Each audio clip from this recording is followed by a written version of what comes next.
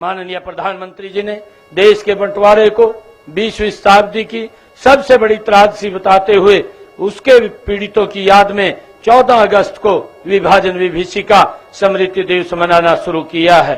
अयोध्या में भगवान श्री राम के भव्य मंदिर की स्थापना करवाकर करोड़ों देशवासियों की आस्था को मजबूती दी है। इनके अलावा सर्जिकल एवं air strike, one rank one pension, नागरिकता संशोधन कानून, 3 तलाक की कुप्रथा से मुक्ति, बेटी बचाओ बेटी पढ़ाओ अभियान आदि अनेक युग परिवर्तनकारी कदम उठाए गए हैं। माननीय प्रधानमंत्री जी के इन साहसिक निर्णयों पर अपनी सहमति की मोहर लगाते हुए देशवासियों ने उन्हें तीसरी बार जन सेवा का दायित्व सौंपा है। ऐसा वर्ष 1962 के बाद पहली बार हुआ है। भाइयों बहनों, माननीय प्रधानमंत्री श्री नरेंद्र मोदी जी के ओजस्वी नेतृत्व में वैभवशाली, गौरवशाली और शक्तिशाली भारत का उदय हुआ है। आज हम अपनी उन्नत प्रौद्योगिकी और प्रतिभा के बल पर न केवल मिसाइलें बना रहे हैं, बल्कि सूर्ययान, चंद्रयान, मंगलयान जैसे मिशन सफलतापूर्वक चला रहे हैं। चांद के दक्षिणी ध्रुव पर चंद्रयान 3 को सफलतापूर्वक उतारने वाला भारत दुनिया का पहला देश बना है। आदित्य L1 नामक यान सूर्य की कक्षा में स्थापित होकर सूर्य का अध्ययन कर रहा है। इससे हर भारतवासी गौरवान्वित है। प्रिय प्रदेशवासियों, देश को इस प्रगति में हरियाणा वासियों का भी महत्वपूर्ण योगदान रहा है। हरियाणा को अवसरों, संभावनाओं, समृद्धि और नवाचारों की धरा के रूप में जाना जाता है। केंद्रीय खाद्यान्न भंडार में योगदान देने में हरियाणा का दूसरा स्थान है। देश की सड़कों पर दौड़ने वाली हर दूसरी कार हरियाणा में बनती है। हरियाणा में देश के 52% ट्रैक्टरों का निर्माण होता है।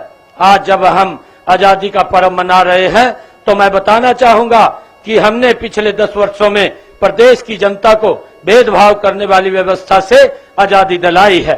वह भ्रष्टाचार, भाई भतीजावाद से आजादी दिलाई है। विकास में असमानता करने वाले क्षेत्रवाद से आजादी दिलाई है। युवाओं को सरकारी नौकरियां पाने में पर्ची खर्ची से आजादी दिलाई है। लोगों को सरकारी सेवाओं, योजनाओं का लाभ पाने के लिए दफ्तर, दरखास्त और दस्तावेज से आजादी दिलाई है। उद्यमियों व कारोबारियों को लाल फीता शाही से आजादी दिलाई है। गांव को लाल डोरा से बंधन से आजादी दिलाई है। महिलाओं को रसोई के धुएं से आजादी दिलाई है और आज हमारी माताएं बहनें सुरक्षित महसूस करती हैं। आज हरियाणा में उद्योग का पहिया तेजी से घूम रहा है। खेतों में भरपूर पैदावार हो रही है। महिलाएं सशक्त हुई है। अनुसूचित जातियों व पिछड़े वर्गों का सामाजिक, आर्थिक व शैक्षणिक उत्थान हुआ है। मजदूरों के जीवन में खुशहाली आई है। प्रदेश में 4 लेन और 6 लेन के हाईवे का जाल बिछा है। यातायात को और सुगम बनाने के लिए जगह जगह बाईपास व फ्लाईओवर तथा रेलवे ओवरब्रिज और अंडरपास बने हैं। गरीब से गरीब व्यक्ति को मुफ्त में चिकित्सा सुविधाएं मिल रही हैं। उच्च कोटि के शिक्षण संस्थान खुलने से शिक्षा के क्षेत्र में नए युग का सूत्रपात हुआ है। आज हरियाणा में हुए विकास की देश ही नहीं विदेशों में भी चर्चा हो रही है। हमने माननीय प्रधानमंत्री श्री नरेंद्र मोदी जी के साथ सबका विकास और सबके प्रयास के नारे और पंडित दीनदयाल उपाध्याय जी के अंत्योदय के दर्शन से प्रेरित होकर सामाजिक न्याय से संपूर्ण विकास की अवधारणा पर चलते हुए समाज कल्याण के एक नए युग का सूत्रपात किया है।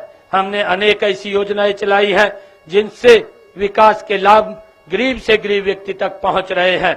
अब जाति प्रमाण पत्र लेकर पीले राशन कार्ड तक से गरीब व्यक्ति तक पहुंच रहे हैं।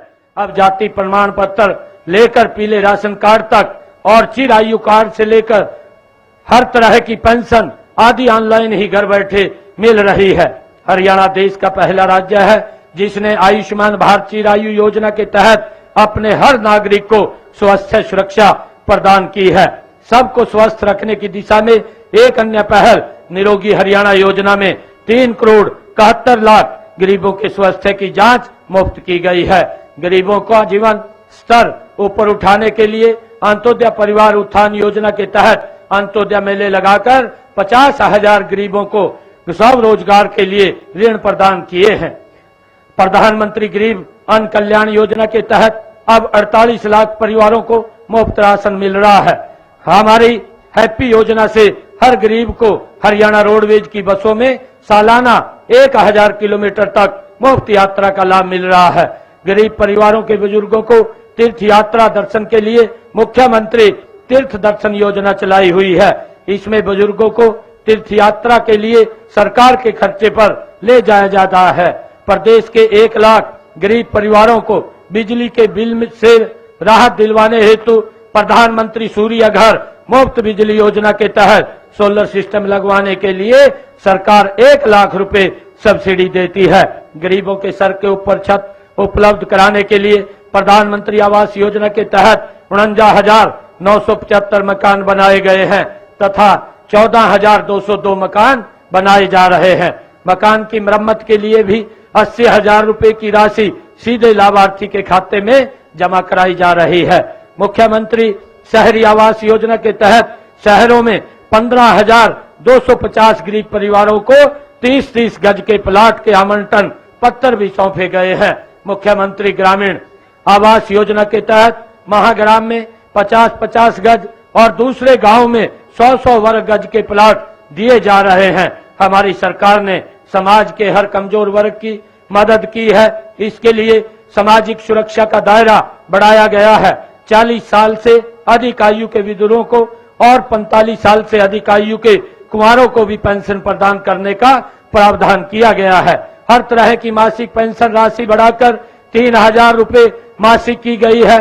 साथ ही हर महीने यह राशि लाभार्थियों के बैंक खाते में देनी सुनिश्चित की गई है। प्रिय प्रदेशवासियों, किसान देश का अन्नदाता है, इसलिए कृषि और किसान का कल्याण का हमारी नीतियों के केंद्र में है। हम किसान को फसल की बिजाई से लेकर उसे बाजार में बेचने तक हर कदम पर मदद दे रहे हैं। फसली ऋण, फसल खराब होने पर मुआवजा व बीमा, उपज की खरीद का पैसा सीधे किसान के खाते में जमा करने की व्यवस्था की गई है। कृषि क्षेत्र में मेरी फसल मेरा ब्यौरा पोर्टल बनाकर किसानों को लाभ देने वालों की अनेक योजनाओं को इससे जोड़ दिया है। फसल बिक्री की राशि, खराब मुआवजा, भावांतर भरपाई की राशि, मेरा पानी मेरी विरासत के तहत प्रोत्साहन राशि आदि अब सीधे ही किसानों के खाते में जमा की जाती है। अब किसानों को अपनी जमीनों की फर्द लेने के लिए कार्यालयों के चक्कर नहीं काटने पड़ते, उन्हें ऑनलाइन ही मिल जाती है। पिछले दिनों हमने किसान हित में कुछ नए निर्णय लिए हैं, उनका भी मैं साथ ही थोड़ा जिक्र करना चाहूंगा। अंग्रेजों के जमाने से चले आ रहे अभियान को हमने जड़ से खत्म कर दिया है। साथ ही पिछले अभियान को 133 करोड़ 55 लाख 48 हजार रुपए बकाया राशि भी माफ कर दी है। केंद्र सरकार जिन 24 फसलों का एमएसपी घोषित करती थी, उन सब फसल खरीद एमएसपी पर करने का निर्णय हमारी सरकार ने लिया है। इससे पहले सरकार 14 फसलों की रिकॉर्ड खरीद करती आ रही है। इस बार बारिश कम हुई है, किसानों की खरीद की फसलों के लिए ट्यूबवेल आदि का सहारा लेना पड़ा है। इससे उनकी उत्पादन लागत बढ़ी है। इसलिए हमने चालू खरीफ सीजन की सारी फसलों पर प्रति एकड़ 2,000 रुपए बोनस देने का फैसला लिया है। हम जैविक खेती तथा फसल विविधीकरण को बढ़ावा दे रहे हैं। इसके अलावा हम कृषि क्षेत्र में ड्रोन जैसी नई तकनीक भी शामिल कर रहे हैं। किसानों की अतिरिक्त आमदनी के लिए डेयरी फार्मिंग, मधुमक्खी पालन व मत्स्य पालन को भी बढ़ावा दिया जा रहा है। प्राकृतिक कृषि को बढ़ावा देने के लिए जो किसान देसी गाय रखेगा, उस किसान को प्रति गाय 30,000 रुपए वार्षिक अनुदान दिया जाएगा। भाइयों बहनों, उद्योग हमारी अर्थव्यवस्था का मूल आधार है। किसी भी प्रदेश में औद्योगिक निवेश के लिए पहली जरूरत है अमन चैन का माहौल, दूसरी जरूरत है उच्च कोटि का इंफ्रास्ट्रक्चर और तीसरे सरकार द्वारा उद्योगों के लिए हर संभव सहायता। हमने हरियाणा के औद्योगिक विकास को गति देने के लिए ईज ऑफ डूइंग बिजनेस का एक इकोसिस्टम तैयार किया है। हमने उद्योगों की स्थापना में अड़चन पैदा करने वाले अनेक नियमों और प्रक्रियाओं को खत्म कर दिया है। आज हरियाणा देश विदेश के निवेशकों की पहली पसंद बन गया है। गत 10 वर्षों में प्रदेश में 6,71,524 सूक्ष्म लघु व मध्यम उद्योग लगे हैं तथा इनमें 34 लाख लोगों को रोजगार मिला है। प्रधानमंत्री लघु व्यापारी मानधन योजना में खुदरा विक्रेताओं और दुकानदारों के लिए मासिक पेंशन सुनिश्चित की गई है। हाल ही में हमने आढ़तियों के लिए धान की आड़त को बढ़ाकर 55 रुपए प्रति क्विंटल करने का निर्णय लिया है। इसके अलावा गेहूं में शॉर्टेज के कारण आढ़तियों को पिछली रबी में हुए नुकसान की भरपाई के लिए 12 करोड़ रुपए का मुआवजा देने का निर्णय भी लिया गया है। भाइयों बहनों, मेरा मानना है कि हमारी सबसे बड़ी शक्ति युवा शक्ति है। हमारे युवाओं ने विदेशों में अपनी प्रतिभा की दाक जमाई हुई है। खेलों में उनकी उपलब्धियों का जिक्र होते ही हमारा सीना गर्व से चौड़ा हो जाता है। हाल ही में पेरिस ओलंपिक में हरियाणा के खिलाड़ियों ने देश को मिले 6 में से 4 पदक जीतकर हमें गौरवान्वित किया है। कांस्य पदक जीतने वाली हॉकी टीम में भी हरियाणा के 3 खिलाड़ी थे। हमारे खिलाड़ियों ने ओलंपिक के अलावा कॉमनवेल्थ, एशियाई खेलों और अन्य अंतर्राष्ट्रीय प्रतियोगिताओं में पदक जीतकर हमारी शारीरिक दक्षता और मानसिक दृढ़ता का लोहा मनवाया है। हरियाणा अंतर्राष्ट्रीय खेल प्रतियोगिताओं में पदक जीतने वाले खिलाड़ियों को पुरस्कार स्वरूप देश में सर्वाधिक नगद राशि देता है। ओलंपिक में स्वर्ण पदक जीतने वाले खिलाड़ियों को 6 करोड़ रुपए, रजत पदक जीतने के लिए 4 करोड़ रुपए और कांस्य पदक के लिए 2.5 करोड़ रुपए की राशि के अलावा सरकारी नौकरी भी दी जाती है। हम खेलों के लिए अति आधुनिक खेल इंफ्रास्ट्रक्चर विकसित कर रहे हैं ताकि खिलाड़ियों को वैश्विक मानकों के अनुसार खेल प्रशिक्षण की सुविधा मिले। हमने युवाओं के स्वाभिमान और उनकी योग्यता का सम्मान किया है। योग्यता के आधार पर 1,44,000 युवाओं को सरकारी नौकरियां दी है। हम शीघ्र ही 36,000 और रिक्तियां भरने जा रहे हैं। आउटसोर्सिंग सेवाओं व हरियाणा कौशल रोजगार निगम के तहत कार्यरत 1,20,000 कर्मचारियों की नौकरी सुरक्षित करते हुए उन्हें पक्के कर्मचारियों की तरह वेतन व सुविधाएं दी हैं। विदेश में रोजगार के अवसर तलाशने वाले युवाओं के कॉलेज में ही निःशुल्क पासपोर्ट बनाए जा रहे हैं।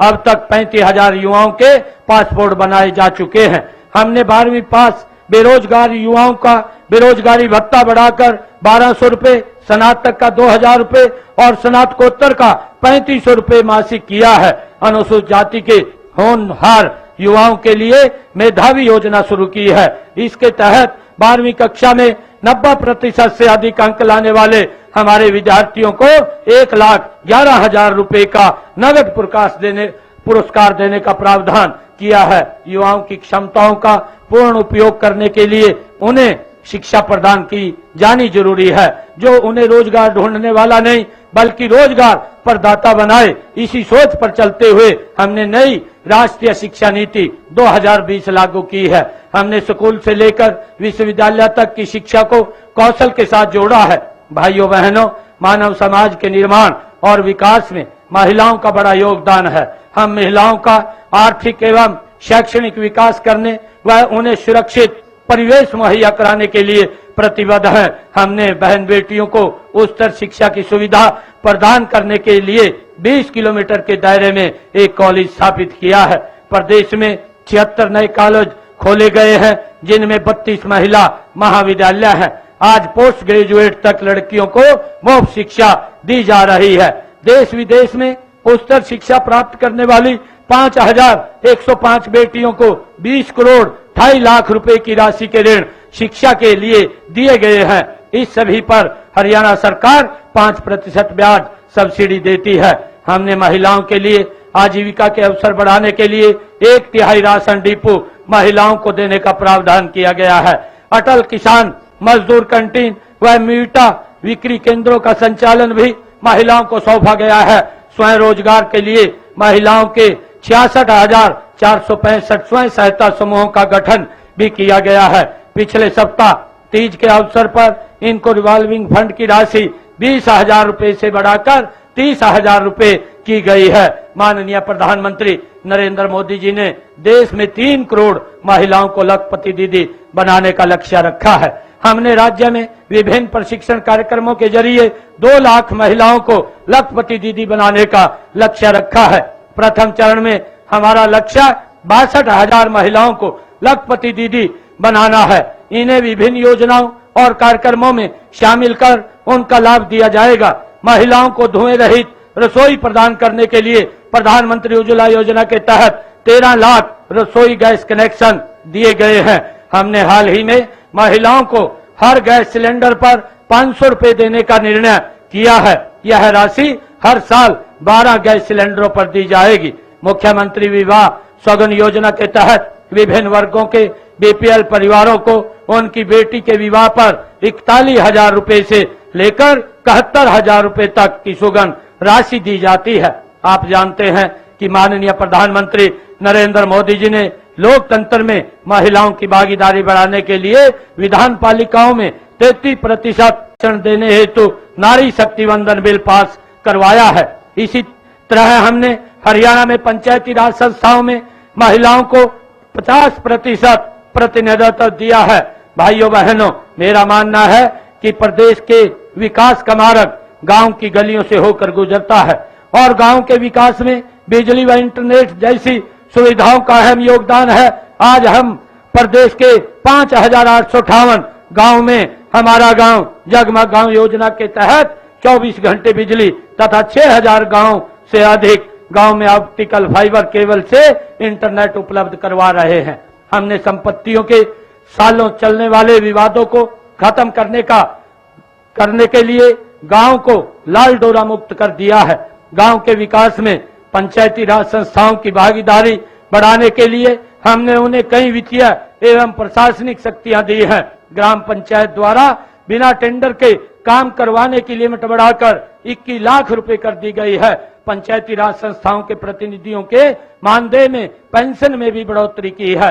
हमने मुख्यमंत्री ग्रामीण आवास योजना विस्तार को मंजूरी दी है। इसके तहत महाग्रामों में रहने वाले आर्थिक रूप से कमजोर परिवारों को 50 वर्ग गज तथा अन्य गांवों में रहने वाले ऐसे ही परिवारों को 100 वर्ग गज के प्लाट दिए जाएंगे। भाइयों बहनों, हमने शहरी स्थानीय निकायों की शक्तियों के विकेंद्रीकरण के लिए भी कई कदम उठाए हैं। हमने मेयर का प्रत्यक्ष चुनाव कराया है। हमने प्रदेश के शहरों और कस्बों में आधारभूत संरचना सुदृढ़ बनाने पर विशेष बल दे रहे हैं। करनाल, गुरुग्राम, फरीदाबाद और पंचकुला को स्मार्ट सिटी बनाया जा रहा है। गुरुग्राम, फरीदाबाद, सोनीपत, हिसार और पंचकुला के विकास के लिए मेट्रोपॉलिटन डेवलपमेंट अथॉरिटी का गठन किया गया है।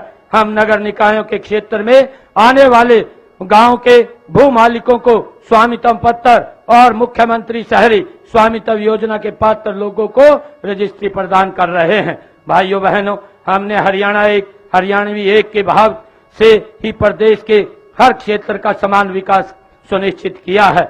इस उद्देश्य से हमने पूरे प्रदेश में बड़ी बड़ी परियोजनाएं स्थापित की हैं। हर जिले को राष्ट्रीय राजमार्ग से जोड़ने के लिए प्रदेश में 20 नए राष्ट्रीय राजमार्ग घोषित किए गए हैं, जिनमें से 9 का कार्य पूरा हो चुका है।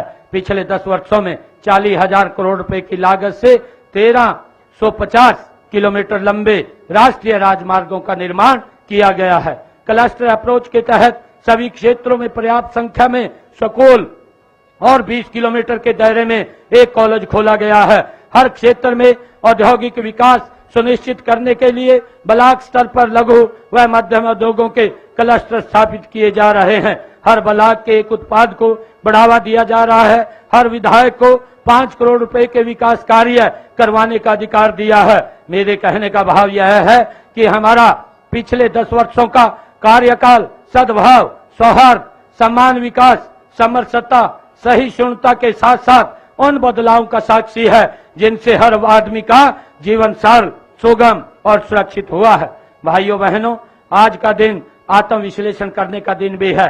हमने अंतर्मन में झांक कर यह विचार करने का दिन है कि हम स्वतंत्रता सेनानियों के सपनों को साकार करने में कहां तक सफल हुए हैं। आइए आज स्वतंत्रता के इस पावन पर्व पर अमर शहीदों व स्वतंत्रता सेनानियों जैसे देशभक्ति, देश प्रेम, साहस व कर्तव्य निष्ठा को अपनाकर हर कीमत पर आजादी की रक्षा करने का प्रण ले, साथ ही अपनी महान सांस्कृतिक परंपराओं को और उच्च नैतिक मूल्यों पर चलते हुए देश व प्रदेश को अधिक स्वच्छ, स्वस्थ, समृद्ध, सशक्त व विकसित बनाने के लिए कठोर परिश्रम करने का संकल्प दोहराएं।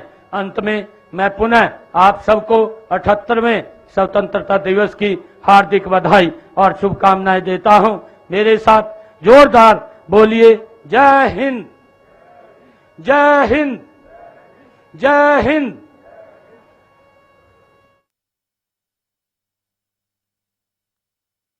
देश आज 78वां स्वतंत्रता दिवस मना रहा है और पूरे देश में आजादी की धूम देखी जा रही है। और तस्वीरें भी देखिए, हमने आपको कुरुक्षेत्र से लाइव दिखाई, जहां पर हरियाणा के मुख्यमंत्री नायब सिंह सैनी संबोधित करते हुए नजर आए हैं और साथ ही देशवासियों को स्वतंत्रता दिवस की हार्दिक शुभकामनाएं उनकी तरफ से दी गई हैं।